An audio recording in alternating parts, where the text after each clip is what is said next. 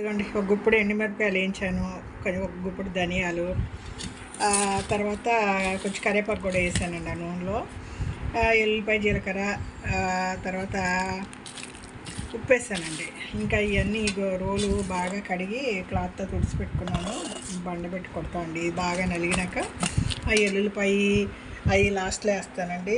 గోంగూర బాగా కడిగి ఆవిరిలో మగ్గబెట్టానండి. స్లో ఫ్లేమ్లో మగ్గిపోయింది. నీళ్ళంతా ఎగిరే వరకు మగ్గిపెట్టాను. తాలింపు కూడా రెడీగా పెట్టుకున్నాను అండి. పచ్చడి కొట్టేసామనుకోండి, ఇక్కడే తాలింపు పెట్టేసి అలాగే కొంచెం అన్నం తీసి రోట్లో వేసి తుడిసేసుకుని ఒక భోజనం కూడా అయిపోద్దండి రోటి దగ్గర.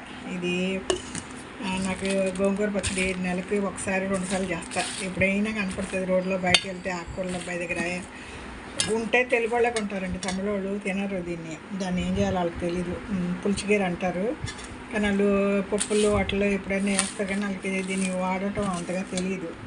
మనం వాడినట్టు రకరకాలుగా మటన్ గోంగూర, తర్వాత పచ్చిమిరపకాయలు వేసి ఎండుమిరపకాయలు వేసి పచ్చడి, రొయ్యల గోంగూరని, పప్పు గోంగూరని, లేదంటే దీంట్లో కొంచెం తోటకూర గోంగూర కలిసి పులుసులా పెడతారండి. పచ్చెనపప్పు ఉడకేసి అదొక పులుసు కూర వండుతాం మనం.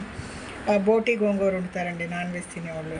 కానీ ఇక్కడ దొరికేది రేర్గా దొరుకుతుంది. దొరికినప్పుడు తెలుగు వాళ్ళు మాత్రమే ఉంటారండి, తమిళ వాళ్ళు దాని జోలికి రారు. మనం తెలుగు వాళ్ళు ఎగరేసుకుపోతారండి. పులుచుగీర అంటారు. ఇదిగోండి ప్రాసెస్ స్టార్ట్ చేద్దాం మనం. ఇవన్నీ బండ పెట్టుకుంటాను. మీరు రోలు బాగా కడిగి తుడుచుకున్నారంటే పచ్చడి ఒక 4 రోజులు ఇది ఉంటుందండి. ఇదిగోండి బండ కూడా బాగా క్లాత్ పెట్టి తుడిచాను, తడారిపోయింది. ఇంకా దీన్ని తుడిచి పచ్చడి అంతా రెడీ చేసుకున్నామండి. ఇది వెస్ట్ గోదావరి అమ్మమ్మ వంటల వీడియో అండి. గోంగూర పచ్చడిలో కొంతమంది ధనియాలు వేస్తారు, కొంతమంది వేయరు.